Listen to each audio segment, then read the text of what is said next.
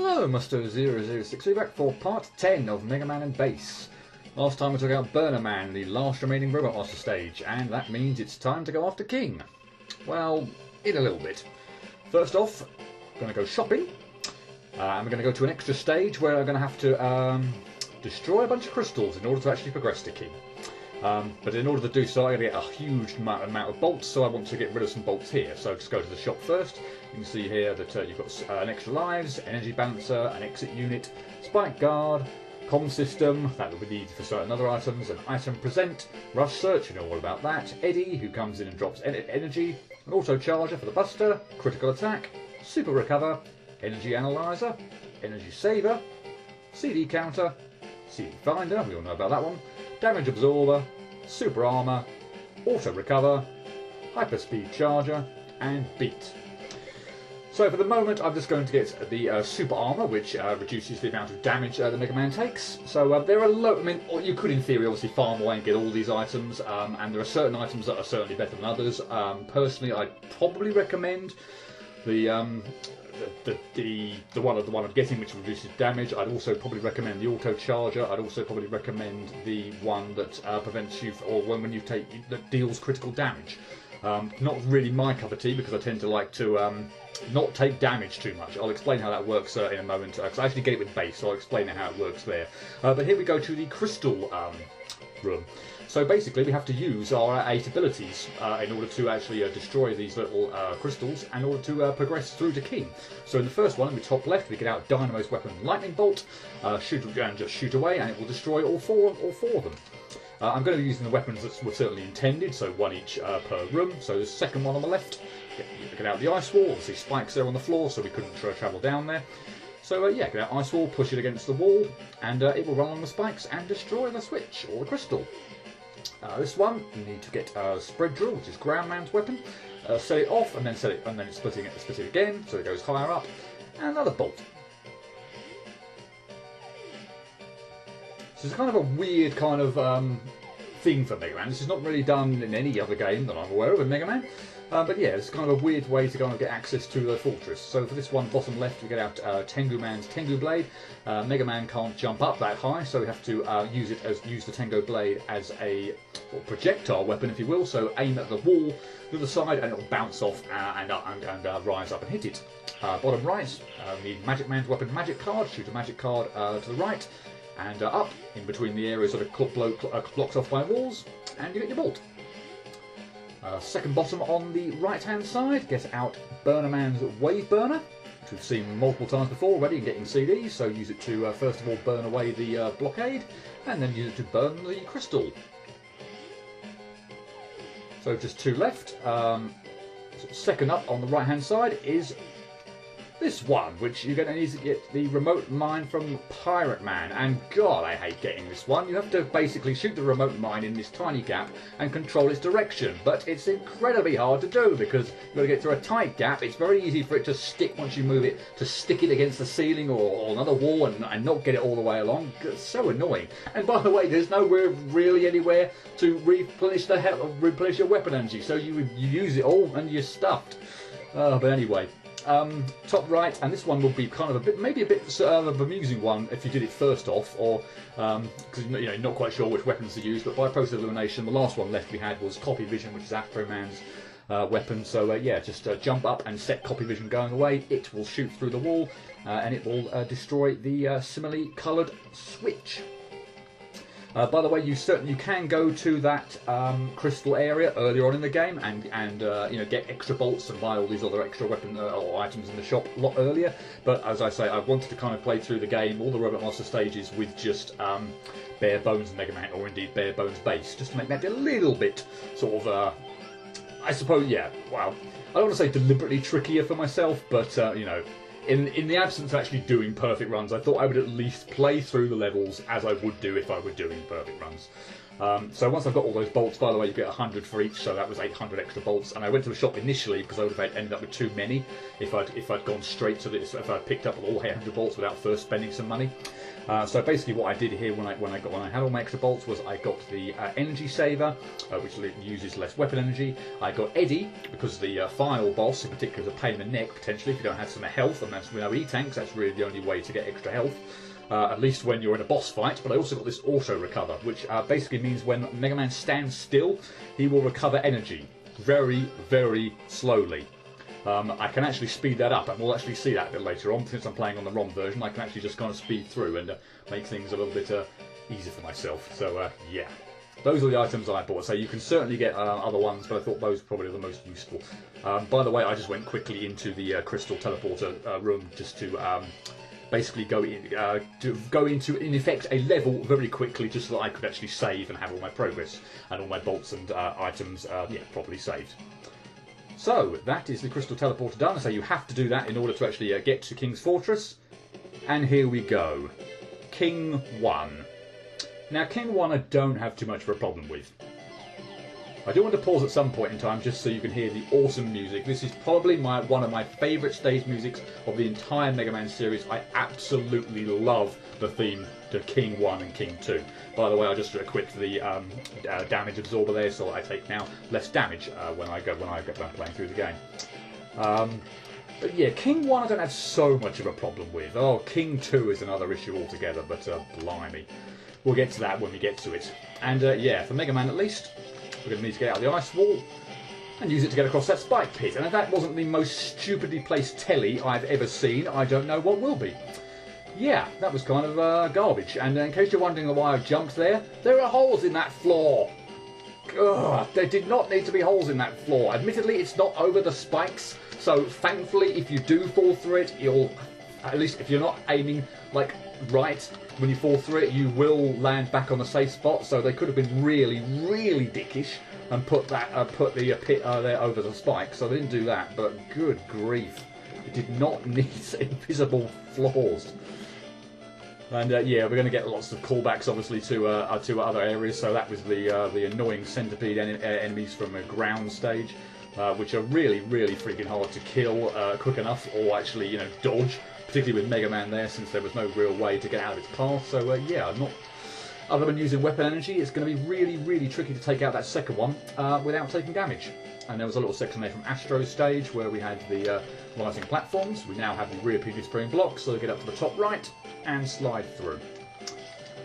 Yeah, we're going to have lots of callbacks, as I said, to all the previous Robo Master stages. So yeah, I shall be sure to try and point out as many as I can. I wouldn't say this is particularly Burner-esque, but the gorillas, there are lots of gorilla enemies all over the place, and yeah, they predominantly appear in Burner stage. God, I have to catch myself there and not say Search's stage from Mega Man 8.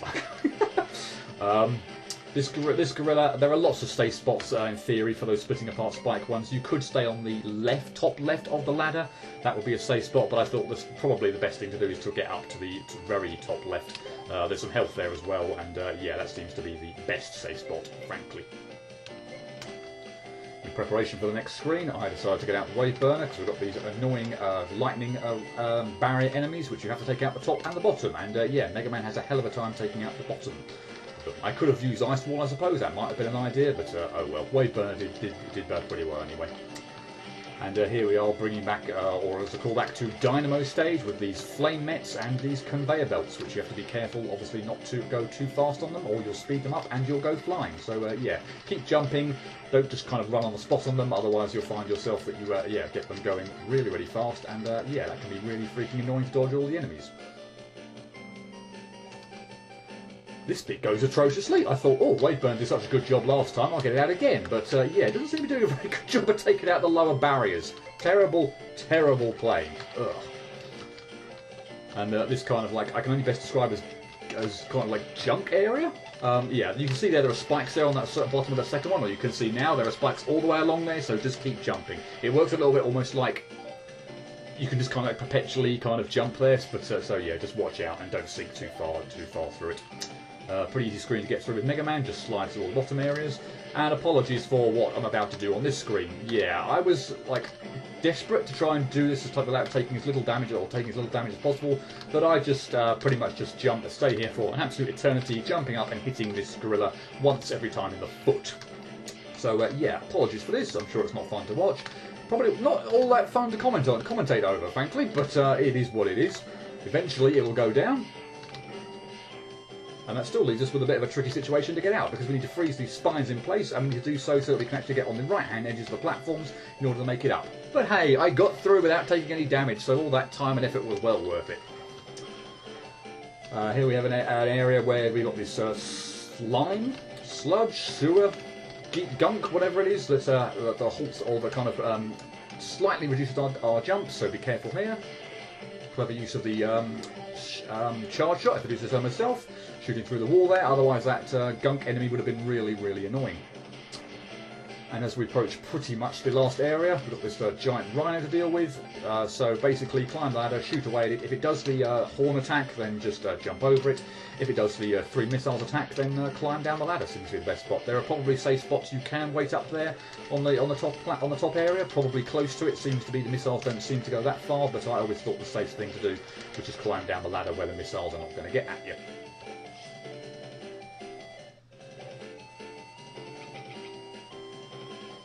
And we have a taunting monkey. Yeah, come back to that in a moment, but we're at the boss. Thankfully the spotlight goes away. But yeah, you might recognise this kind of thing. It works very differently from the version of Mega Man 8. But yeah, basically what we need to do is we need to balance on this platform, which raises up this spider bot enemy, so that we then can hit it. Its weakness is copy vision, so you can see what I'm doing here is setting copy vision away and then trying to reduce the height of the platform so that it actually hits the face of this thing. Copy vision is excellent in this fight because it also draws the attention of the monkey. You can see there up at the top there being really freaking annoying, shooting balls at it, and all the other enemies seem to home on it as well. But yeah, so it works a treat there. One annoying thing with this, and you'll see me being very overly kind of cautious here with copy vision there, in the final hit, once you get the final hit, that platform just drops like a stone right into the lava there. So you have to jump off it before it goes into, before it touches the lava, obviously, or you're done. So yeah, I was a bit kind of cautious there at the end, but yeah, final hit. Make sure that you're somewhat prepared to jump off the platform onto safe ground. Otherwise, yeah, you'll die having just beaten the boss, and that's not fun. Not fun at all. So that was Mega Man, and yeah, now let's go through that ring-roll with Bass. So it's certainly worth going through the shop because he does have some different items. A lot of them are the same, but yeah, he does have certainly some that are different. So it's probably worth going through those. So again, we've got the extra life, we've got the energy balancer, we've got the exit unit, we've got the spike guard, the comm system, which they only certain alarms only work when you buy that as well. So the item present, treble boost, the climb ladders faster one, hyperspeed dash, critical damage, energy saver, energy equalizer, damage reducer, super buster, hyper buster, CD counter, and super armor, and probably some other ones that I've missed there. So yeah, I'm going to go for the energy saver first off, just so that I can get my bolts down to below 200 or 199, so that I can then go to the crystal teleporter room, and again we'll get our 800 bolts that we'll get for destroying all the 8 crystals with the various weapons, and that will bring my total to just under 1,000. So I don't want to run the risk of running or not having all my bolts count. So yeah, let's go through this ring roll again. Might as well. I'll equip the use less energy, so I've got a bit more energy use out of everything, and we'll do them in a different order because why not? And we'll also get to see, since I didn't really get a chance or much of a chance to show off the weapons with Bass, that yeah, all of them seem to be different colours. So yeah, copy vision for Mega Man was green, for Bass it seems to be sort of grey. And oh yay, now you get to see me muck around with the remote mine, Pirate Man's weapon yet again. And God, isn't this annoying? This is probably going to take absolutely ages. Ha ha ha! Weren't expecting that, were you? Neither was I, frankly. That came as a shock to me, not obviously while doing the commentary, but it came as a shock to me when I was playing, believe you me. First go, yay. Wave burner from Pirate Man, as you can see it's kind of orangey there. I think it's orange anyway. My eyesight, colour recognition is terrible, so feel free to correct me if I'm wrong there on the colour. I think with Mega Man it's red, but oh well. Bottom right, Magic Command's Magic card again. So yeah, the Magic card is a different colour. With Mega Man, it's a sort of purple kind of colour, I think, at least. Again, with Base, it seems to be a bit greyer. Base seems to have a lot of the colour kind of drained from most of his weapons, at least, anyway. But anyway, bottom left, Tengu Man's Tengu Blade, and of course, since we have a double jump, this time we don't have to muck around shooting it off or bouncing it off the wall. You can just use Base's double jump to jump that high in the first place. Whack away with it as a melee weapon this time, and collect your bolt. So this one again, spread drill, jump up, shoot it off again. Get the bolt eventually. Don't know why it didn't register the first time, but oh well. Second up. On the left-hand side is this one with all the spikes. In theory, you probably could do something with this if you had Spike Guard, but oh well. I say I'm using the weapons as they're intended. I think there are certainly some you can actually hit with other weapons, but yeah, that's Ice Wars intended there. As indeed everything that I'm doing is the intended weapon. So yeah, for this last one again, get out Dynamo Man's Lightning Bolt, which is a nice purpley kind of colour. At least I think it's purple with Base. And yeah, that's the last of them.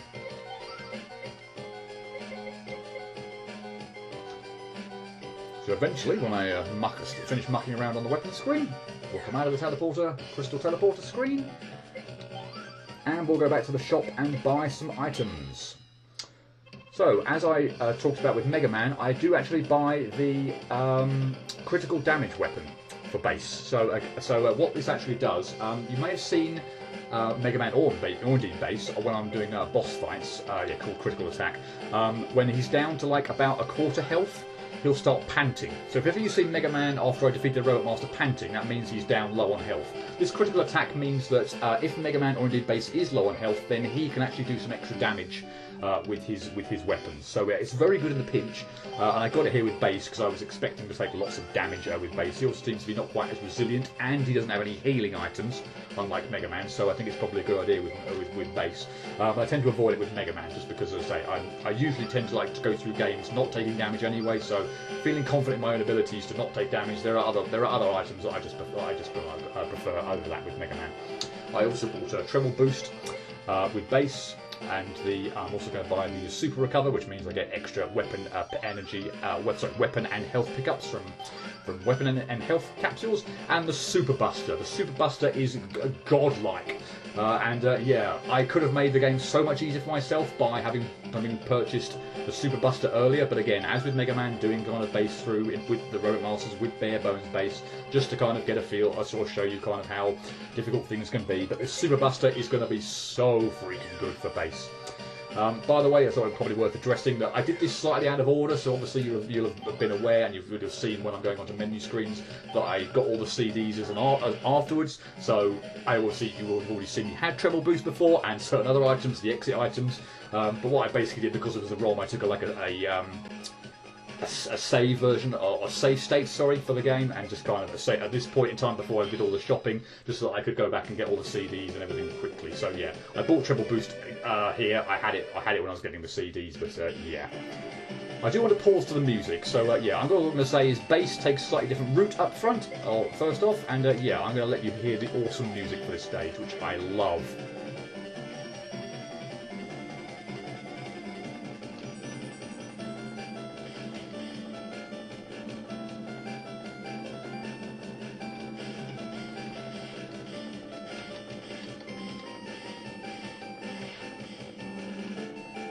Okay, that's enough, probably. Hopefully you can still kind of hear it quite well in the background. I love this music. But anyway, get the Super Base Buster, and now you're going to see me absolutely just cream enemies like it's no tomorrow. Just look at how super quick it takes out pretty much all enemies. It is ridiculous how strong this Base Buster makes Base.